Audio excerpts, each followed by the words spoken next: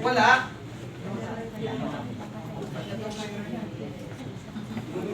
Di ba walang nagbebenta?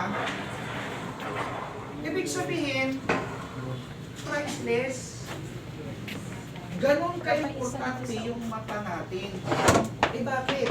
Kasi pag nawalan ka ng mata, di ba? Anong pakiramdam? Parang wala nang sa yung buhay, di ba?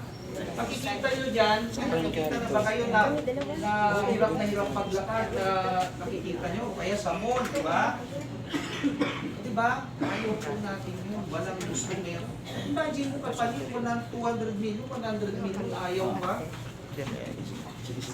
Di ba? So, ibig sabihin, ganun ka-importante sa atin yung matahalin. Sabi ko nga, mas maganda pa nga yung ano eh, mas maganda pa nga yung, sige po, yan, yung po kayo. Mas maganda pa nga yung bedridden ka o kaya ay na-stroke ka na hindi ka makalakad. Bakit? Nakikita mo pa asawa mo, nakikita mo pa pamilya mo, anak mo, at nakikita mo pa sarili mo. Di ba? Okay lang yun. Pinakamasaklap doon yung wala kang mata. Kasi pati pagkain mo, hindi mo makikita. Kahit may nag-aalaga sa'yo, hindi mo makikita. Alam mo ba na yung kinakain mo na ibinibigay sa'yo ay okay yun? Para kainin? Hindi mo alam. Paano kung wala kang pera? Tapos ulag ka. Ha? Di ba? Alam niyo mo ba na sa statistics, ang pinakamaraming nagpapakamatay ay bulag. Hindi lang natin nababalitaan, tama? May nabalitaan na kayo sa media o kaya sa radyo? Parang wala, no? Bakit? Walang kwento eh.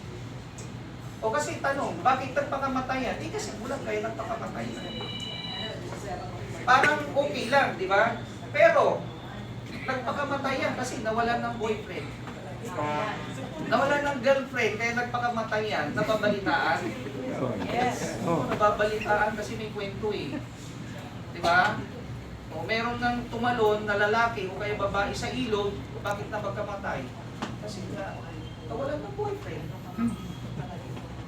Kaya nagpakamatay. Napag-uusapan. Pero yung bulag na nagpakamatay, napag-uusapan? Hindi. Pero sila pala ang pinakamarami. Kasi parang ayaw mo na talaga mabuhay. Lalo kung wala kang pera. Kasi sino magtsatsaga, tanungin na lang, kahit member ng family mo. Sige nga, sino magtsatsaga na mag-aalaga sa'yo kung wala ka pa pera? Kapatid mo? Asawa mo? Anak mo? Mas wala kayong pera? Kaya nagpapakamatay na lang. Di ba? Napakalungkot, di ba? Ngayon, isa pa. Doon sa surgery, mayroon pang option, supplementation. Kaya lang, yun ang tanong. Ngayon ka ba kakain ng kalabasa? Eros. Para umayos pa yung mata mo? Parang huli na talaga. Di ba? Or, I exercise. Yan. Sino nakasubok yan? Pag pumunta ka sa doktor para exercise, titingin ka sa taas, titingin ka sa baba, sa right, o kaya sa left, 10-10. Every day, I exercise. O kaya ibibilo mo pa, ititingin mo pa ang ganyan. Tama? Sino nang gumawa? Sino nang gumawa? No? Si Sir, di ba? Yan tinuturo, di ba? Kung paano i-manage, aalagaan yung o kaya naman, magsusunod ang mga protective na IUP. Bakit ba tinawag na IUP? Pila sila? Gamit sa mata. Pero, ganito ang nangyayari. Ewan ko lang kung dito sa inyo. Sa Coronadal, ganun din. Depression. Pag ikaw lumabas dyan, o kaya nakasalubong ka sa mall, di ba? Mayroong salamin na yan. Diba, naglalakad ka, nakasalubong mo siya. at may salamin yung kasalubong mo, ano agad ang pumapasok sa isip mo? Ganda. Bakit siya nakasalan? Ini mapit na dito. Tora dito, tapo din mo. Hindi mo ito. Kita ko ito. Okay lang. Diba? Okay. Sabi mo, may problema to sa mata, kaya nakasalamin. Yun lagi ang thinking natin. Yan. Kapag Kaya gumamit siya na. nagsasalamin. Yan. Pero kung kukunin natin talaga yung kahulugan, kung bakit siya tinawag na eyewear, ay ano, damit sa Mata. mata. Tayo, ngayon, di ba, nakadamit kayo, kasi protection sa katawan. Pero ang mata, wala, naked. Paglabas mo yan sa kalsada, biglang umihip yung hangin. Diba? Naalikabok, pwedeng pasukan ng bakterya, pwedeng pasukan ng virus, lalo pag may kumakalat na sore eyes, na virus. Pwede, di ba? O kasi naked. Ubad. Kaya pala tawag sa kanya ay damit sa mata. So ibig sabihin, dapat pala kahit wala kang problema sa mata, dapat nagsusuot ka ng eyewear. Yun pala ang tawag sa kanya, kaya pala eyewear. Oh, kasi kung pupunta ka sa halimbawa sa tabi ng dagat o kaya sa labas na ganyan, dapat may protection. Kaya lang nagsusuot ka lang kapag may problema ka na sa mata. Kasi yun yung nakasanayan natin. So nakuha po, maliwanag po yun. Okay. At dyan po ngayon pumapasok dito, kung ito ay nasubukan mo na, at wala pang nangyari dun sa mata mo, o pwede ka sumubok dito sa paraan na ito. At yan pumapasok ngayon yung ion spec at saka kung tawagin ay nano spec. Ano kaibahan nun? Pag sinabing ion o kaya ay nano, yan po yung brand name ng salamin natin, ng antipara natin. Yan yung pangalan, brand name. Di ba maraming brand name ng salamin, ng antipara? O, pagpunta mo sa market, yung mga pangalan, alam mo na, brand name po yun. Yan. So sa atin naman, sa MGI, is ion spec o kaya ay nano spec. Pero ano kaibahan ng salamin na ito? Doon sa pinag-uusapan natin na salamin na nakikita natin sa labas. Usually po ang salamin, dalawa lang po klase gawayan. Either metal o kaya ay plastic. Tama? Tapos pag nagpa-check up tayo sa doktor natin, pag nakita na meron ng grado yung mata, ipiprescribe tayo ng salamin natin. Tama? Kung 300 man yan, 400 man yan, ipiprescribe tayo. Tapos mamimili ka ngayon ng frame mo. Kung branded, yung frame mo, matibay, mahal, siyempre mahal din, may presyo. Doon po nagkakatalo yan. No, sa tinatawag natin na frame. Yan. Ngayon, yun naman ang kaibahan ng frame ni ion spec at saka ni nano spec. Bakit? Kasi yung frame niya ay gawa po sa bato, stone. Hindi po yung bato na nasa isip nyo. Bawal po yun, baka magpusasan tayo. Stone po, anong stone yan? Ito po, meron pong tinatawag na germanium stone at saka meron po siyang 72 minerals po yan. Ang tawag sa kanya ay tourmaline stone. Ayan. Ang tawag po sa kanya, yan, meron siyang technology ng negative ion, nano silver, far infrared, germanium stone, at saka yung minerals na kung tawagin ay tourmaline stone. So yan po yun. Kaya tinawag siya na, yan, the first and only. Tawag sa kanya. Lalo sa ibang bansa, yan talaga ang tawag sa kanya. Tapos, ayan, galing yung mga elements na yan sa nature. Pinagsama po yun. Yung nature at saka technology, pinagsama equals ion spec. Yan. So ano-ano yung meron, ayan, germanium stone, far infrared, nano silver, tourmaline, negative Ayun. So pag-usapan natin yan. Tourmaline stone. Yung tourmaline stone, yan, is a crystalline mineral palayan from Puron. Na ang kulay niya ay iba-iba. Gemstone. Nakakita na ba kayo noon? Pag biniyak mo yan, yung gemstone na yan, lalo pag nailawan, nagkakaroon ng iba-ibang kulay. Eh bakit iba-iba ang kulay rin yan? Depende po yan sa temperature at saka sa lugar.